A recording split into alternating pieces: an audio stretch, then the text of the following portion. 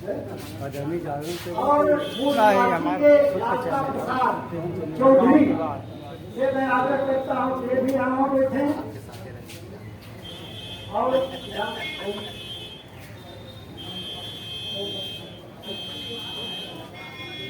आ जाइए यहाँ बैठे, हमारे सम्मानित साथी सभी लोग यहाँ आकर के बैठे।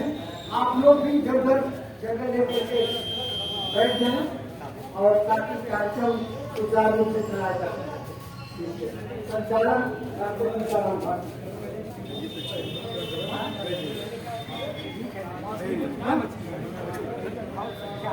नहीं ठीक होता आप खाना नहीं हम मानो खेलने रही चलाए ना नहीं भागे लगे सब नहीं हम आपको घेरे बोले हम नहीं ना जानो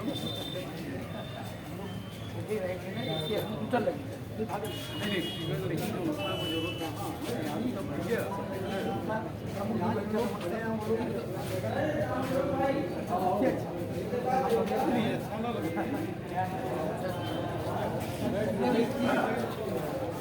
साथियों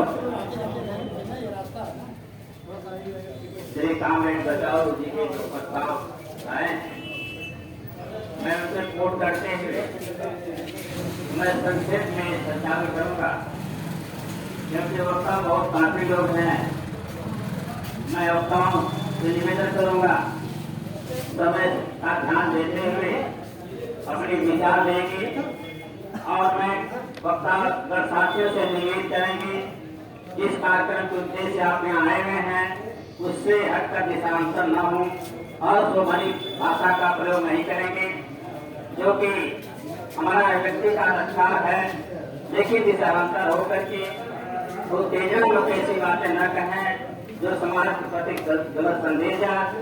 मैं यहाँ पर आए हुए तमाम से संगठन के लोगों पदाधिकारियों का बहुत स्वागत करता हूँ और मैं जितना समय दिया जा रहा है वक्ताओं का कम से कम उतना समय अपना विचार देंगे और मैं सभी श्री नमनाथ एडवोकेट साहब निवेदन करते हैं कि क्या अगर आप बैठ जाए तो अच्छा रहेगा। थोड़ा सा 1 घंटा कर भी सह लीजिए मन प्रताप को थोड़ा समय का पा जाए के अपने एप्लीकेशन हो वो भी यहाँ पर दे दो।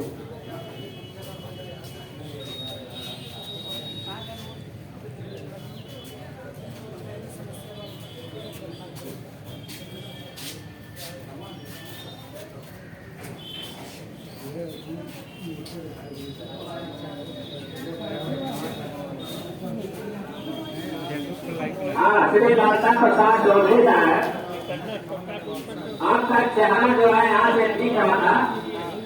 अगर कहीं आप इधर उधर हैं कृपया यहाँ आ जाए अच्छा रहेगा। भाई लालता प्रसाद हमारी आवाज आपके काम तक पहुँच रही है तो कृपया आप आ जाए।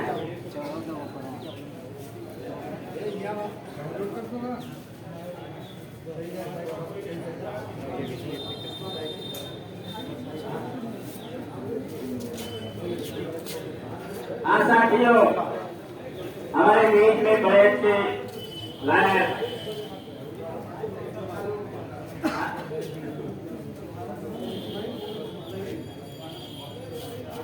अब मैं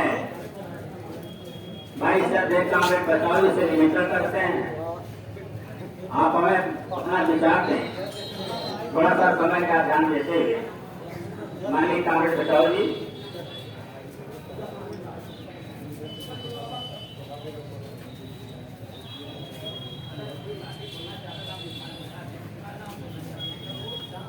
आदरणीय अध्यक्ष जी हमारे विभिन्न संगठनों से आए हुए प्रतिनिधिगण हमारे बीच में संयुक्त किसान मोर्चा के जिला संयोजक श्री नागनाथ यादव जी आज और भीम आर्मी के लोग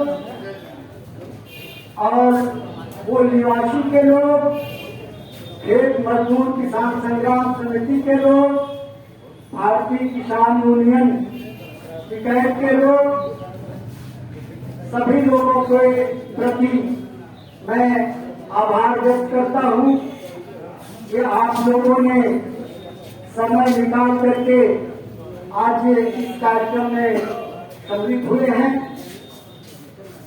आज जिन मुद्दों को लेकर के हम लोग यहाँ इकट्ठा हुए हैं, साथियों, आज पूरा विश्व एक संकट में गुजर रहा है। बड़े बड़े साम्राज्यवादी वित्तीय पूंजी के मालिक वो आपस में विश्व स्तर पर व्यापार युद्ध कर रहे हैं और उस व्यापार युद्ध के भयावह स्थिति युद्धों में, सामरिक युद्धों में भी दिखाई दे रही है कहीं कहीं। इसके अलावा पूरा राजनीतिक संकट छा गया है, विचारधाराओं का संकट है। लोग भिन्न भिन्न एक ही आदर्श पुरुष की विचारधारा में भिन्न भिन्न संगठनों के विभाजित हैं। हम कह सकते हैं कि एक ही विचारधारा में को मानने वाले लोग विचारधारा के संकट में ही अलग अलग गुटों संगठनों में बटे हुए हैं। दूसरी तरफ शासक वर्ग हमारे देश के जो धीरे धीरे उनके पहले पूंजीपति हैं, एकाधिकारी हैं, दलाल हैं, साम्राज्यवादियों के उनके हितों में सारा कुछ कार्यक्रम बना रहे हैं और यहाँ तक कि कानून भी बना रहे हैं और हमारे देश की जनता को जाति संप्रदाय और क्षेत्रवाद में बांट रहे हैं और जनता को ही आतंकवाद ला रहे हैं जनता के ऊपर। साथियों, हम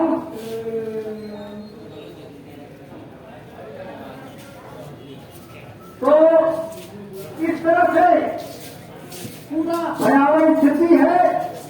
आज जो बाबा साहब का जो एक खूब में प्रचारित है कि संविधान बाबा साहब ने बनाया है, लेकिन बाबा साहब ने एक और संविधान लिखा है जिससे उनके मिशन का हमें बोध होता है। वह संविधान है संयुक्त राज्य भारत का संविधान, जिसमें उन्होंने जमीन के संबंध में, बैंक के संबंध में और जो देश में बुनियादी उद्योग हैं उनके संबंध में कैसे हम राष्ट्रीयकरण करें और देश के मेहनत कर जनता को भूमि जो खेती करने के कारीगर हैं, कुशल हैं, उनके हाथों में कैसे खेती जाए, ये उस संविधान में लिखा हुआ है। असल में देश को, देश की जनता को, देश की मेहनत कर जनता को किस विषय पर जाना है, ये उस खंड 2 जो वांग्मय है उनका खंड 2 में की पुस्तक में दर्ज है। लेकिन हम उस बात को, उस मिशन को हम सामने जनता के नहीं रख पा रहे हैं। हम संविधान के उन पहलुओं को जो उद्देशिका में है उसको हमने अपने पर्चे में किया है, आप उसे पढ़ सकते हैं। साथियों, उद्देश्य में तो दिया गया है स्वतंत्रता, समता और संप्रभुत्व का और भारत के लोगों को अधिकार उनको ये दिया गया है। लेकिन आज यदि जब हम आगे बढ़ते हैं तो कोई ऐसा कानून नहीं है जो ये बताए कि इतनी संपत्ति से कम और इतनी संपत्ति से ज्यादा किसी के पास नहीं रहेगी। जब ये मनमाना लूटपाट करने का अधिकार मिला हुआ है तो उन्हें वह अरबों खरबों में भेजता है। कोई साधन ही बेरोजगार होकर के आत्महत्या करता है। आज हमारे देश में पिछले साल दिहाड़ी मजदूर 42,000 मजदूर आत्महत्या कर लिए। किसान को आत्महत्या कर ही रहे थे, ये भी आत्महत्या कर दी। साथियों, बहुत से विद्यार्थी आत्महत्या कर रहे हैं। सरकार पहले मजदूरों के कोर्ट भी ले आकर के मजदूरों के अधिकारों को कटौती कर दिया, फिर उसने एनआरसी एनपीआर ले आकर के जीएसटी ला करके टैक्स को बढ़ा दिया। ये टैक्स कौन देता है?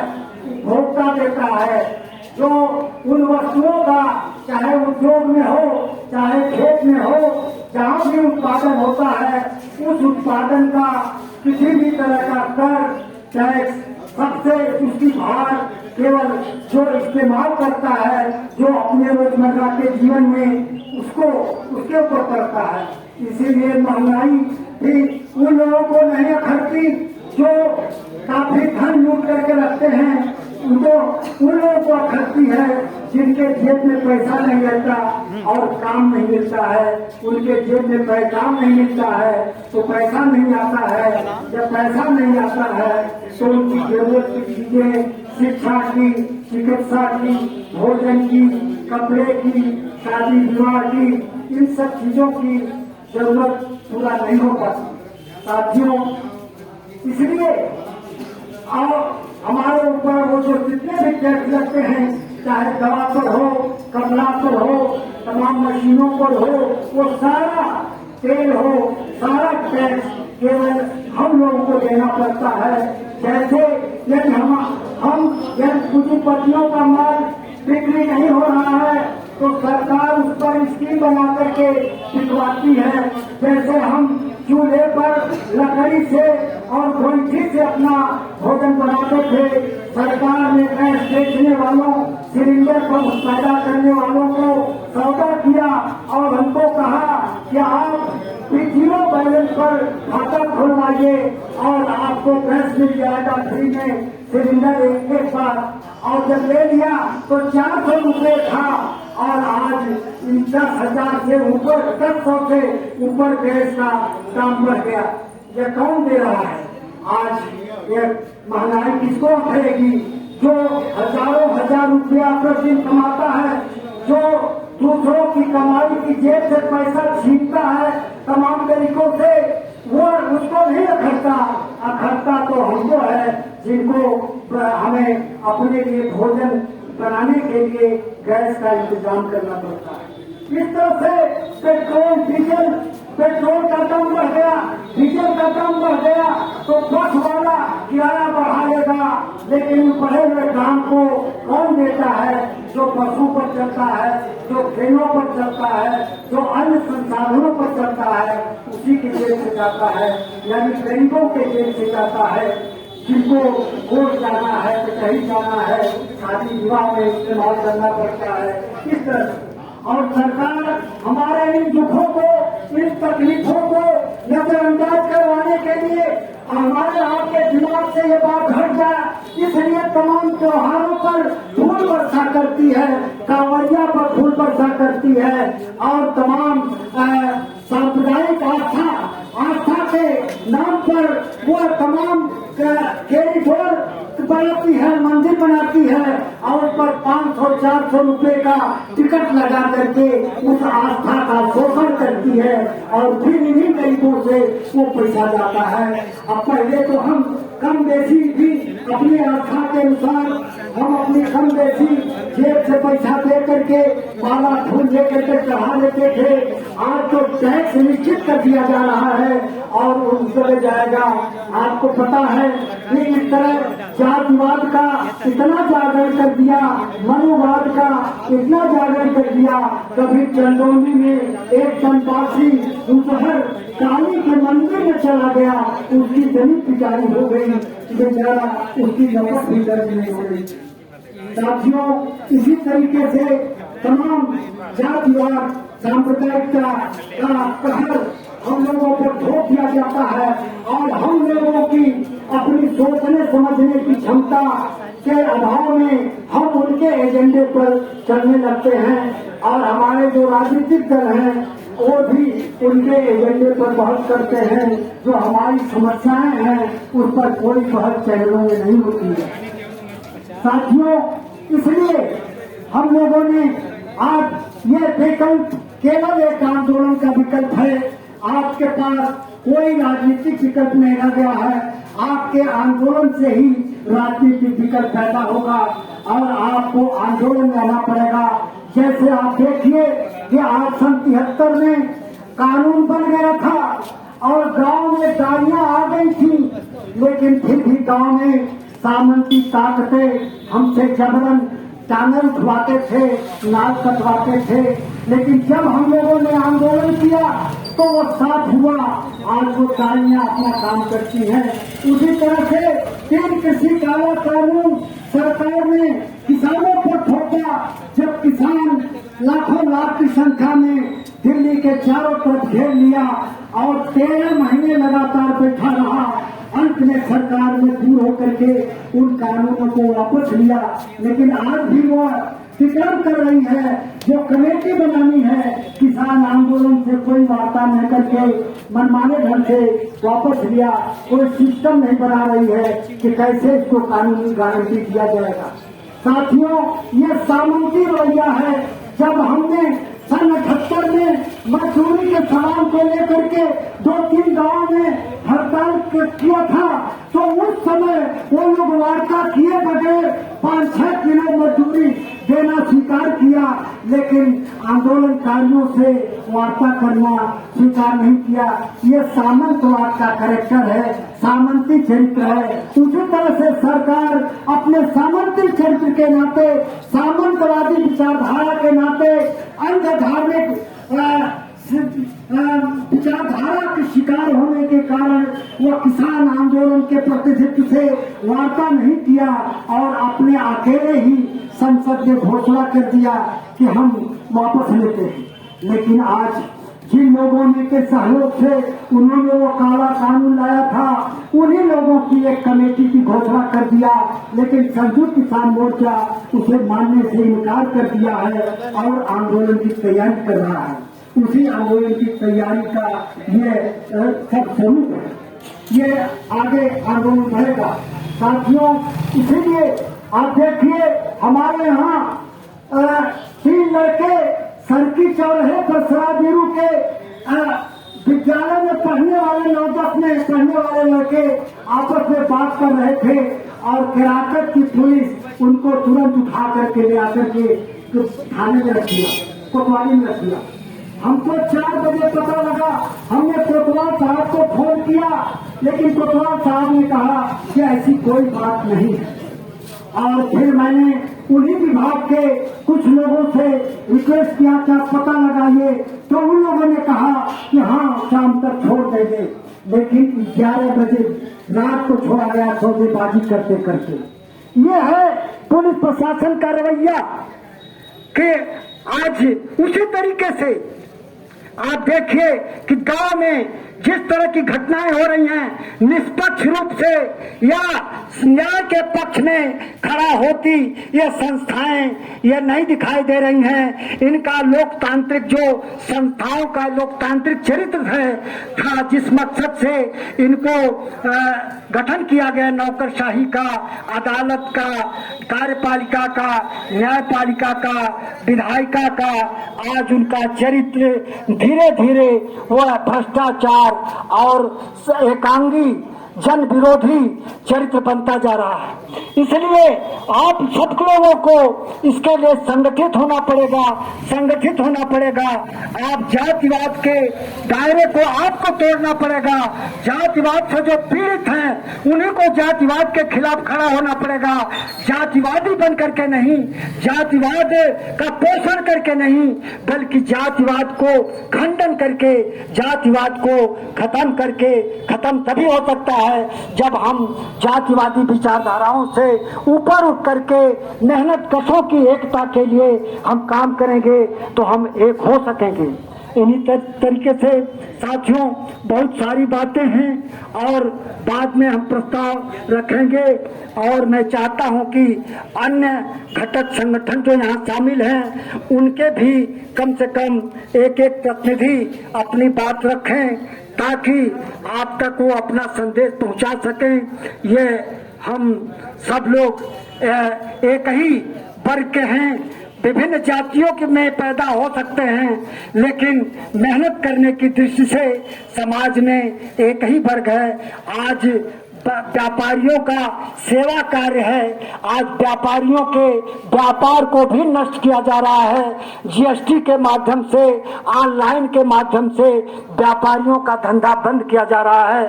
छोटे छोटे उद्योग जो थे लाखों करोड़ों की संख्या में आज बंद हो रहे हैं। हमारे एक साथी मजदूर करते हैं, मजदूरों का आंदोलन करते हैं बाम्बे में, और छोटे छोटे कारखाने वो बंद हो रहे हैं। जो लेबर एक्ट जो संशोधित करके ये सरकार लाई है, उसका फायदा उठाते हुए उद्योगपति अपने उद्योग का नाम बदल